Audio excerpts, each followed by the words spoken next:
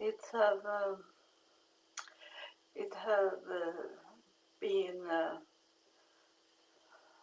many people that I know on Facebook that have passed away, and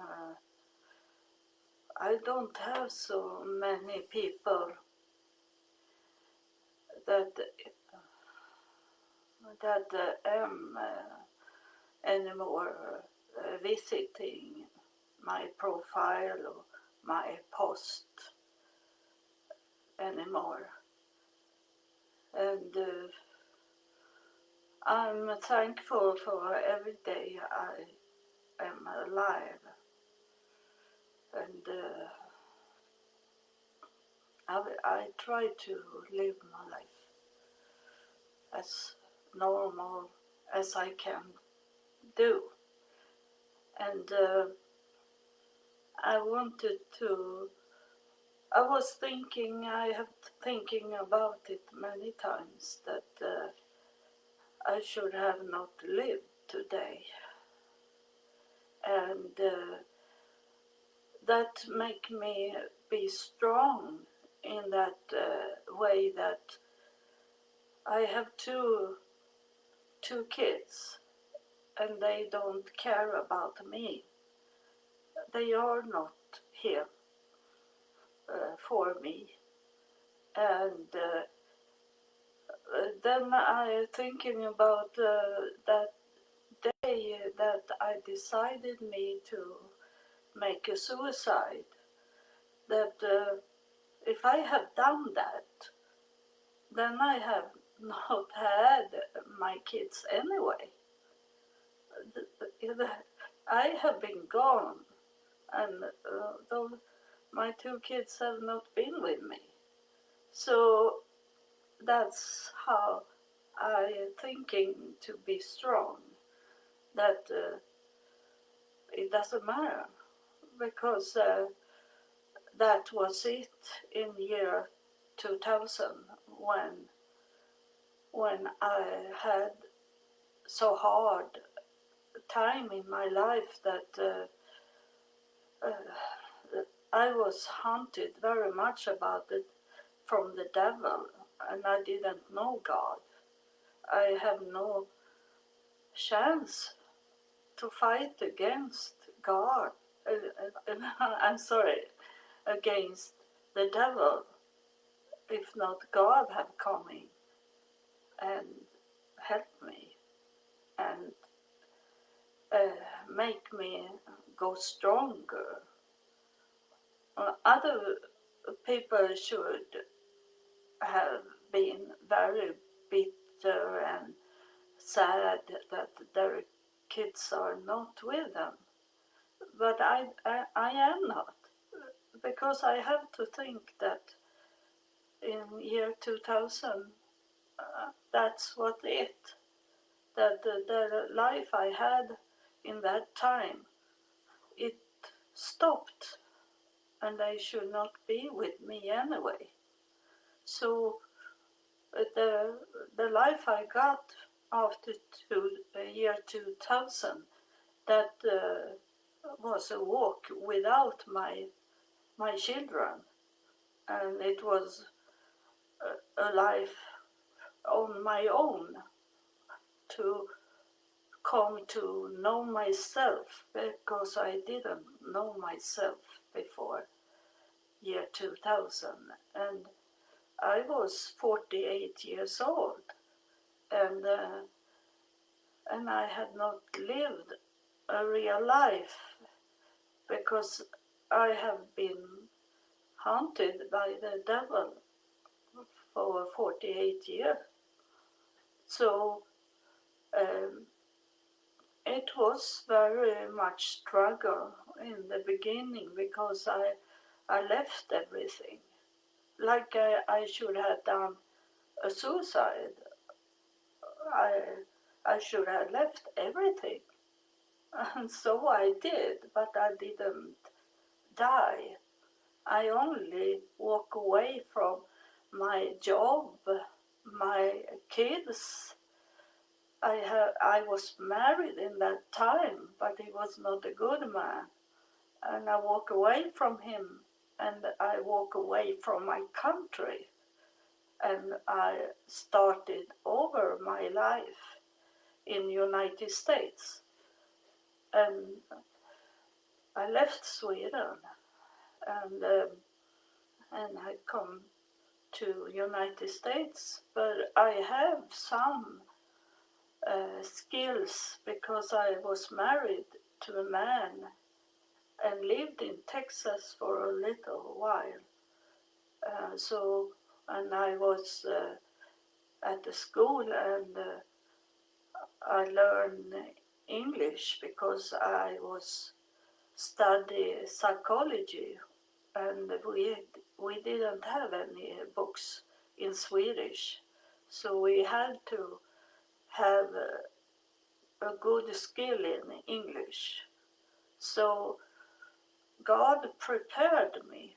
God knows our beginning and our ends in the whole lifespan. So He have already prepared me with that I should meet a man in Texas and live with him and learn me more English. So that's for the work for God.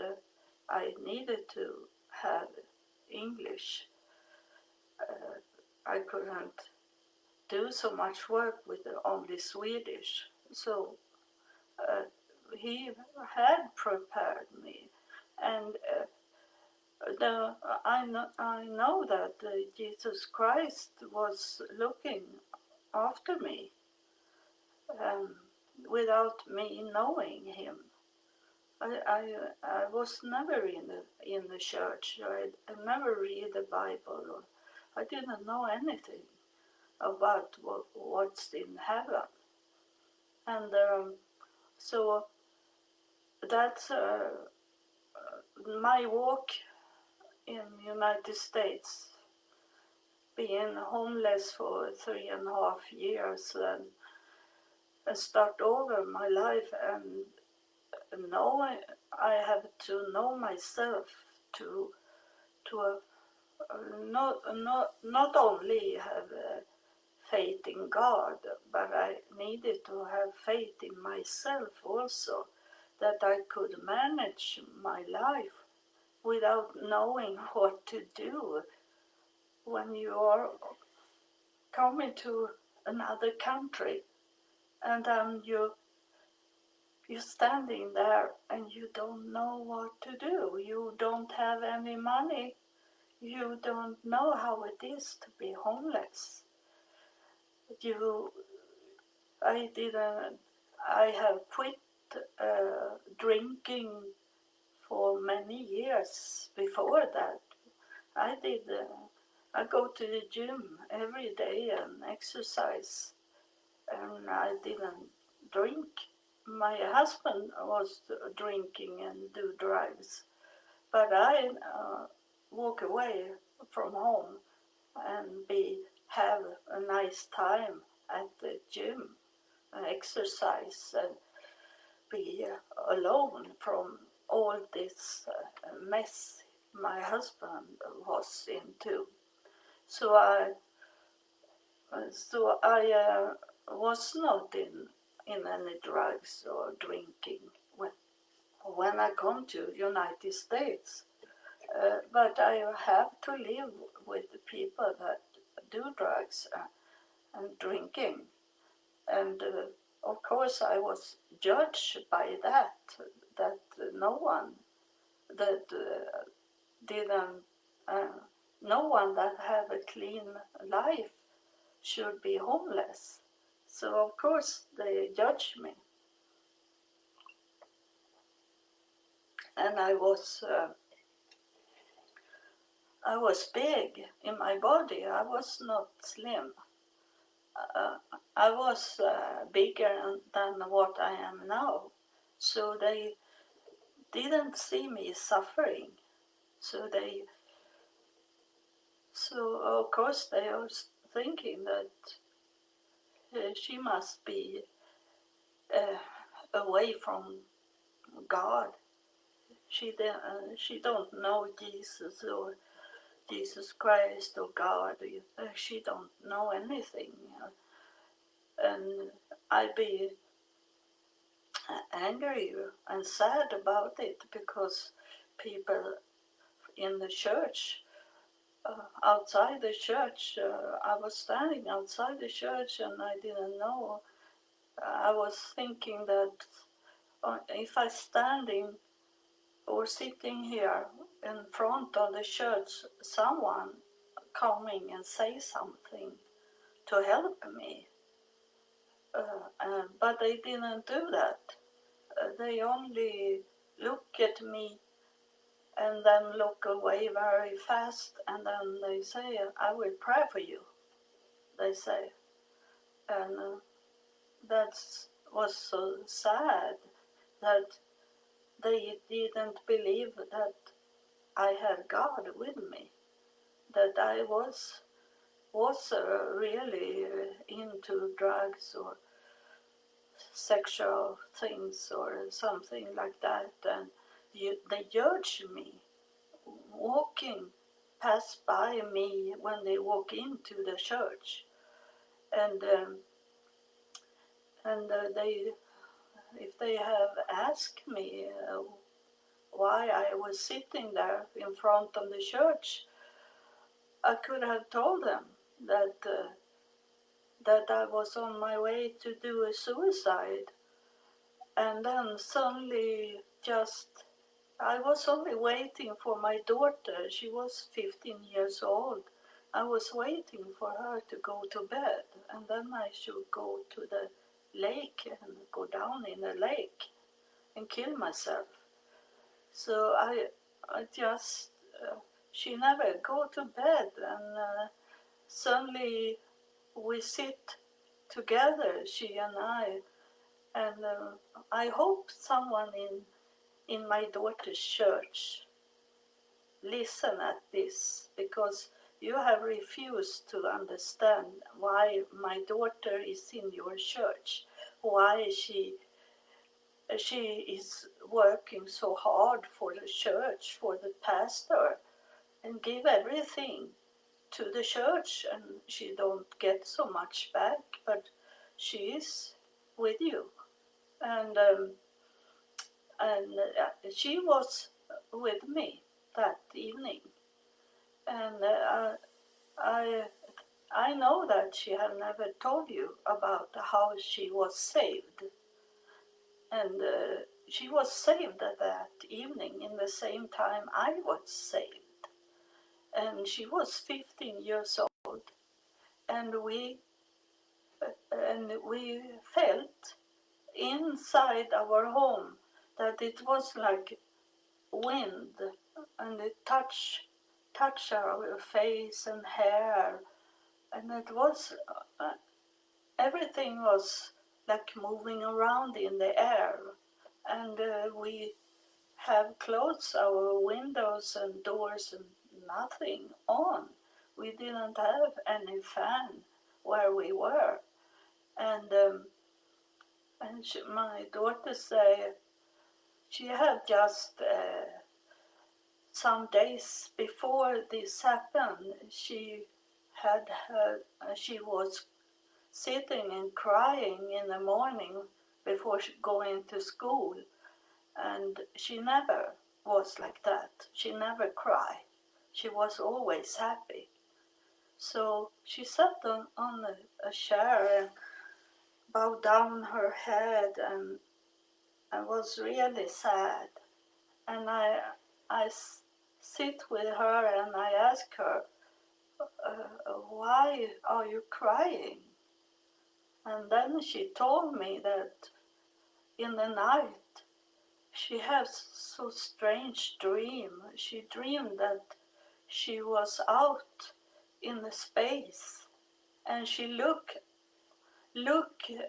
at our planet on Earth. She looked from far distance, and then she saw that the all around the earth. It was a burning fire. It was fire all over the planet. And she was sad and scared because she was saying to me that I was frightened that I should not could come back to earth again. But that's what she had seen and experienced. And then this evening, when she didn't know that I should make a suicide, she didn't know how much hard time I had with the devil. He haunted me in many things, and there was a church where I live in Landskrona city, and I lived just at the church. So I was going to the church, and I didn't know what to do. But I tried to get help from the church in some way, and I took some of this paper they had in the church for visitors to read about the church. It's a very old church, and I scratch my fingers alone outside the church. I scratched my fingers, so I got some stuff from the church under my nails, and then I go home, and I was thinking that maybe could help, and I sit in the church and look at Jesus' picture, and I talk to Jesus and ask him to help me because everything was so evil and I didn't know what to do. And then that evening I couldn't take it anymore because I was in my bed the day before, and I was fighting with the devil. He had, like me, he had a hood. Oh, and it was dark inside the hood, and I tried to scratch him in his face, but when I scratched him, there were no face. So I ran up from the bed, very frightened, and then on the outside my window I saw like an angel, a white shaped angel, but that angel couldn't come in and help me. So I be even more frightened when I saw this white shape also outside, and I be frightened because some maybe some months earlier I have dreamed that I was going to a house, and there inside the house there was a dark, like a devil, running after a child, and I tried to come into that house, and I couldn't. So I was screaming until I wake up. I was screaming, run, run, run. And I understood. It was like I was standing outside my own home and couldn't help myself. That was so weird. It was very frightening when you don't know anything about God and how to defend you. So that's I had coming to the end in my trying to fight against the devil. So I decided me to make a suicide. But my daughter, she felt this in the air like I did. So she look at the internet. She go out and look at the internet and see what to do. And there is, we were thinking ghost, but today we know it's not ghost, it's spirits. And she look up and she say, we can talk to those a ghost that is in our home, and we should have 5 candles on the table lighting up, and then we should burn herbs. And my husband, he was a chef in a restaurant in Texas, so we had lots of herbs in our home, and so we put it together and burn it, and then we walk around in the home because it says so on the internet. And then I say to my daughter, we sit down and wait and see if something happens, that they are talking to us. So we sit down and we have all lights on. We have all the lights on. We were so scared. And we were waiting and waiting and waiting. And and it took a long time. And I was on my way to tell my daughter that there will be nothing. We have failed to do it. And suddenly there I saw a girl coming in the air, and she looked like an Indian girl, Indian, native, American. She looked like, not from India, from America, and she had this braid hair and almost black hair. And then I understood that's how you do in the spirit, that you know things that you shouldn't know. But I say to my daughter, that's me that is coming. It's me as a child coming. I look like an Indian girl, and I have this braid hair. And my father used to sing a song, and the song is Swedish, but it was like, I want to have a little girl with braid hair. I started to sing for her. She had never heard that song, and I say that to her. And then suddenly my father come from my biologic father come through, and he asked me to forgive him for not being there for me. He was a heavy drinker, and he was always he was a manager for an insurance company, so he had lots of money, but he was drinking, and he always was with famous people in our city and sit on a nice restaurant and drinking. And he asked me to forgive him for not being there for me when I was a child.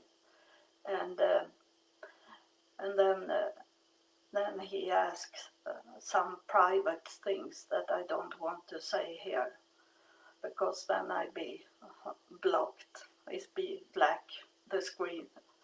So I felt in the air, it was total, it was really thick of love in the air. It was almost so I couldn't breathe. It was thick of love. And I say that I forgive him what he had done to me as a child. He died when I was 17 years old. And this was year 2000, and I have been dead for 30 years. And then suddenly it come other people and ask, and I know them, all of them. They have been in my life. It was not only relatives. It was people that could done something for me, could have helped me in life, because I had so very tough, hard childhood. I was abused so much, and he could have helped me to, because he saw me once be beaten up of my brother and sister, and he come and helped me to escape them. But he never told the police, and he never told my parents about what he had seen. And he should have done it, or could have changed my life, but he didn't.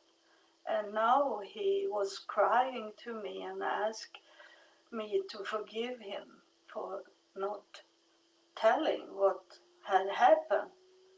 And I understand that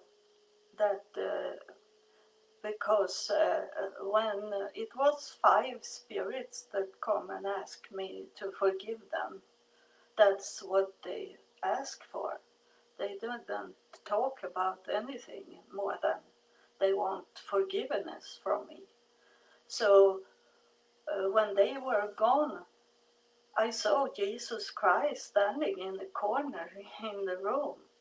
So I understand that Jesus Christ have told them, these people, these spirits that was there, if the one that you have abused and done wrong to, if she can forgive you, then we can forgive you. So they can come in. And so in that way I have saved people into heaven, because I forgave them. And I couldn't do much other thing because it was so much love in the room. And when Jesus Christ, he was telling me about how my sister pushed me out on the street, and a truck drove over me and I was killed. But I come back because God come and healed me when I was laying in the church inside where they have dead bodies. I was laying in the cold room when suddenly it come a bright light down on my body and healed me, and I come back to life. And I have that healing in my body. It's like a defense for me to have that healing, but also that I could heal many people on my walk in life. And then Jesus, when Jesus Christ had said about my childhood, it was quiet for some seconds, and then suddenly it came a bright voice in the air, and I couldn't say where the voice was coming from. It come not from the left or the right. It was not far. in front of me. It was like the voice was only here and now, here and now. It was no body.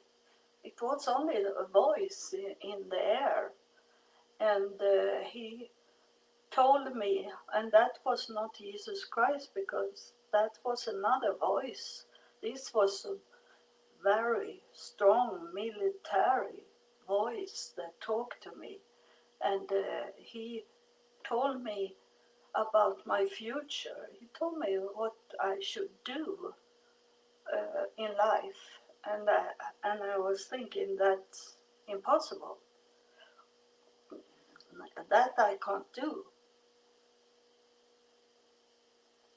I'm married, I live in Sweden, and I have a nice job as a manager for computer things for the city hall. And now he's telling me that I am going to leave everything and walk away from everything and walk that walk he was telling me. And what he say this voice, everything have happened, even if I was thinking it will never happen. And after he left this voice, and I don't know where they took me. I have been in hypnosis sessions by myself, and I was. That was why I went to the hypnosis, was because I wanted to know what happened, because I saw a clock in the air when they started, before Jesus Christ was standing in my room. And then I saw a clock in the air after God had left talking. And that was 2.5 hours. And so I was wondering what happened, because it was like it was only 10 minutes they were talking to me. But what have happened in 2.5 hours? So I have to go to hypnosis, and I went to heaven. He that did this on me, he was thinking I should do psychology things. But I went away from this man that helped me, and I went to heaven. And in heaven I met God, and he told me what happened in that time when they come in year 2000. And he told me, and everything was logic for me. It was true. And after when they have been, I get confirmation that my daughter saw and heard things, because she was crying again, and she was crying, and she said to me, "Why didn't they talk to me? Why did they only talk to you? Why don't they talk to me?" She asked. So that confirmed me that she heard it, but through the year have she denied it, and she have told me that her pastor don't believe in this, that this happened, so she have denied it. So I don't know how much she remember anymore, as she have denied it in 20 years, and have she lived in a church that don't believe in that God is talking, especially not to women. And so next day, what confirmed me also that we had nothing to do with the church, and we didn't have any Bible at home, and we never talk about God. But next day, my daughter, she come late home from school, and she said to me that she had been to the church, and she joined the church in our city, and she was together with a youth group in that church. It was a Lutheran church. But later on, because God has changed her, she was by herself.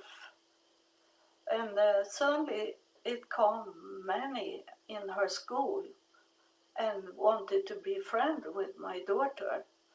It changed her life, and she went to France on a conference for the church, and coming back after 2 years, she go friend with a pastor's daughter, for a pastor for Pentecostal church, and she was the best friend, and she was with that pastor's family, and they have lived in Israel, and their son was talking Hebrew to us, but we didn't understood what he was saying, but we wanted him to talk to us in Hebrew to hear how it sounded. And so it confirmed that things happen for her also, but not in that same way as for me, because then I have two decisions to do. Either should I continue to go into the sea and kill me, or else I should only go away from everything. And it was like in the air, I saw like a pipe, and I was in that pipe, and behind me was the door, the opening was closed, so I have to go forward. So I stopped paying our bills in our family, and I took that money to buy an airplane ticket to United States, and I left. I didn't know. It was like I was not here on earth in that time, and my daughter's father, he drove me to the airport in Copenhagen, and that morning, and he took my daughter with him to his home. My husband in Texas was not her father, so she go back to her real father. And I took the airplane to United States, and when I sit there on the airplane, suddenly the airplane dropped in the air, and it was not like in a movie that everyone was screaming.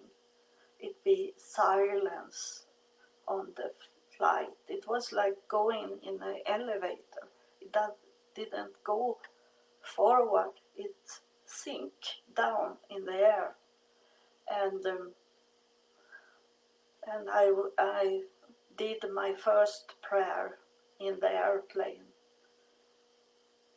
Go like this: God, save us, keep us in the airplane.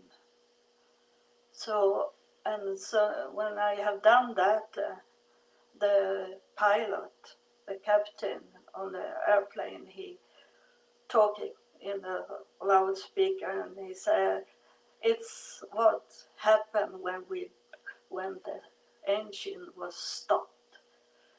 But now we have switched to the other engine, so we are flying again." He said, calm. And I say to my neighbor, "How many engines is there on the airplane?" I say, and it was the devil. He wanted to take me there in the air, but I come to United States, and I come to Seattle from the beginning, and it was winter. It was December 18th. I come there in 2000, year 2000, and then I started my walking from Seattle, flying to Chicago, from Chicago down to Florida, from Florida to North Carolina, and from North Carolina to Virginia State. And that's where I should be. I had asked God before I left Sweden, and before I have bought a flight ticket, I asked him, where should I fly to? And I did this way. I took a paper, and I wrote all the states in United States, and then I took all the paper pieces and threw it out on the floor, and then I picked one, and that's state. I didn't know that state. It says Virginia, and it's a very unknown state in Sweden. We don't know in Sweden that state. We know Florida, Texas, California, like that, but Virginia.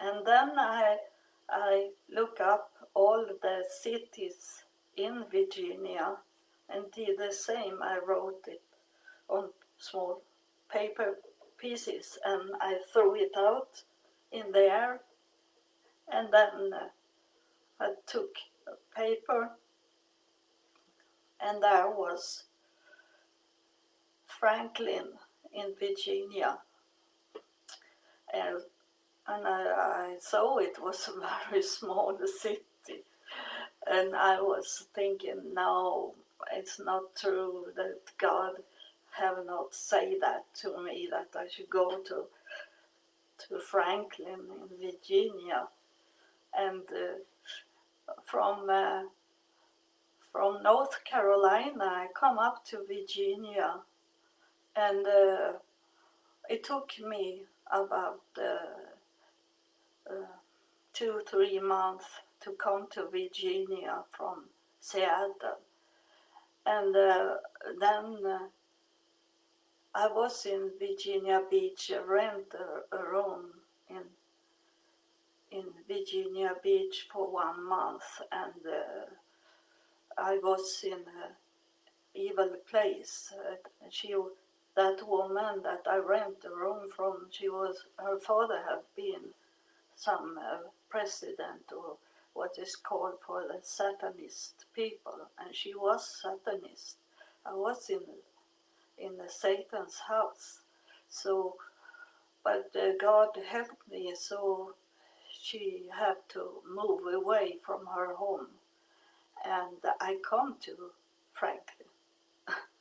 She drove me to Franklin, where I was staying for almost a year with a pastor.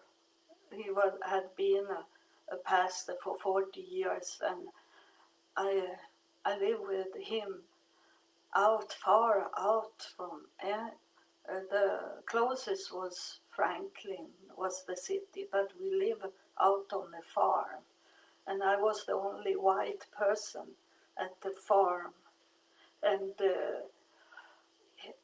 I come to him and I say to him, sit down at his kitchen table, and he looked at me, what are you doing here?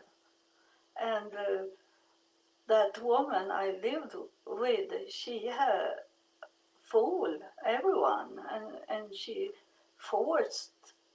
tried to force him to take me into his home, and he didn't know that she wanted me to stay there in his home. So he asked me, what are you doing here? And I say that it was like I was in the spirit, because I say that you are going to, I didn't know he was a pastor in that time. I say, you are going to teach me about the Bible. Everything you know about the Bible, you are going to teach me. I say, and then you are going to die. And he looked at me and he thought it was very fun that I said that he should die after have educated me in the Bible. And I didn't know that he was that he had different personalities. So that one weird personality thought it was a fun game we should do. So he said, you can stay with me, he said to me. So I got a room in his big house because he was a multi-millionaire. His son was working for, I think it was Bush, the younger in that time. You can correct me, I don't really know. But he was a financial man for Bush. He worked in Pentagon, this man. And this old pastor, he had a property that I couldn't see from the end of it, from the window. It was far out. He had his property. He very wealthy man. And I tell you the short story about it, that every evening we sit with the Bible and study the Bible. Every evening, even in the daytime sometimes. And one day, this old man, he was over 80 years old, and he was doing food. And I sit at the kitchen table, and I say, now I know, now I understand the Bible about this, when Jesus is coming with to those fishermen, those disciples that should be his disciple, when he come to the boat and they lay the fish net, and Jesus said that they should come with him to be fisherman, real fisherman. And I understand, I say to him, that fish net, the net they threw out there in the water, that what Jesus was saying, that it's a longitude and those there and there on earth. It's like a net. Sometimes you can see that on our planet. It's like a net around the planet, and that was like a fisher net. And that's where you catch people that is in the world, inside the net. There is the people that we are going to catch and get to understand this about God's kingdom. And the old pastor, he looked at me and smiled, and he said that, are you going to teach a pastor of being in 40 years? He had even written some books. Are you going to teach an old pastor for 40 years about the Bible? He said to me. And then that day he never opened up the Bible. He took his big Bible and put it in the bookshelf, and it was staying there. And then he started to be sick, mental sick, be another person in his 50, even if he was 80. And then he started to make a grave. He started, so he understood. He remembered that I have said that to him when I come to him, that he should teach me about the Bible. And now he didn't teach me anymore about the Bible. So now he started, he showed me where he should lay in his grave. They have a family graveyard at the property because they were so wealthy. And so he showed me, he buy chains that he wanted to be around the grave where he was laying. And so he didn't understood. He was a pastor and didn't understood what I was saying. In the spirit, it was not that he should die literally in his body.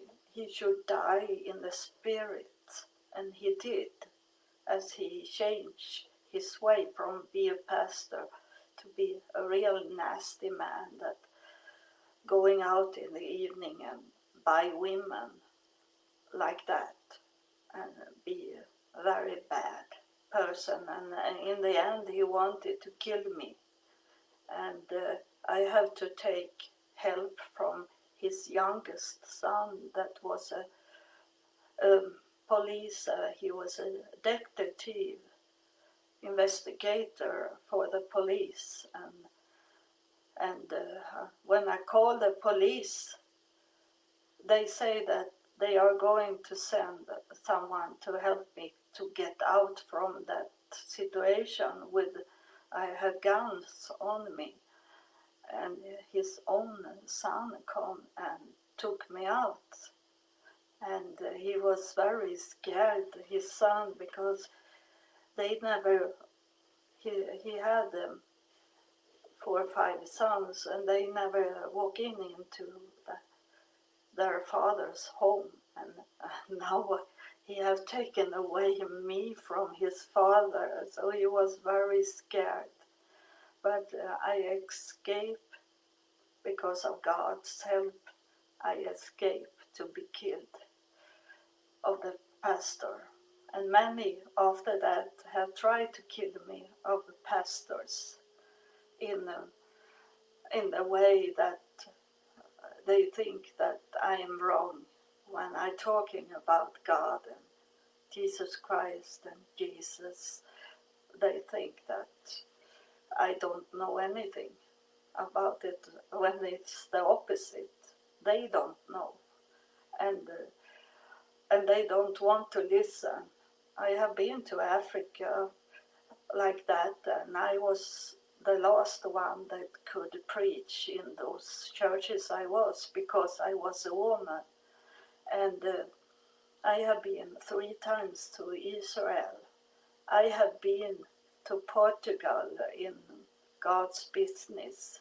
I have been around and God have shown me many things and He have talked to me many times. And those pastors, male pastors, it's not women, they don't care what I'm talking about, the female pastors, but male pastors, they think they should teach me what the Bible is saying when I live in the Bible. I have lived in the Bible for 20 years. I have the Bible here.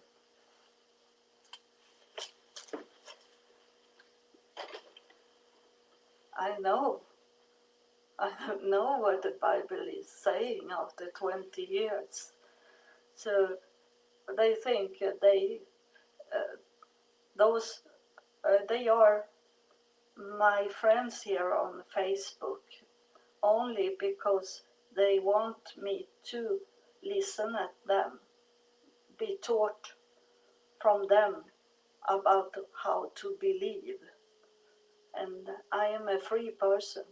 I'm free under God. That God is the only one that I listen to. I can listen at men, pastors, men, and I pick if there is something that makes sense of what I have lived and been taught by God and God's kingdom, what I have been taught from them. If there is any sense from the man, I can accept that. I can take it in. But not lies. They lie a lot.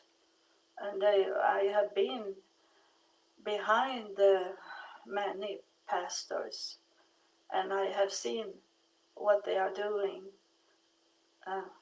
behind the scene when no one is there. One man that was a pastor, he was driving around and preaching. He wanted me to build the altar, and then on the altar he wanted me to take off my clothes, and he took off his clothes. And I have seen so many things that they don't show you. They look like they are so holy, and then they are really nasty because you expect the people that standing in the pulpit that everyone look up at, and they have mega churches, and then you expect them to be better than those people out in the world. But so that it be worse, as you expect them to be a little, at least holy, a little more like what God wants them to do, and in private. They maybe do that in the church, do what God wants them to do, but private, there they are someone else. They are not what they look like when they are in the picture. And I have seen it. Why should I follow them when I know what's going on behind the scene? But God has shown me so much. So that's, I was not thinking that I should talk so much, but it's good. I talk like this in my podcast. I usually think that I should talking in 1 hour about that.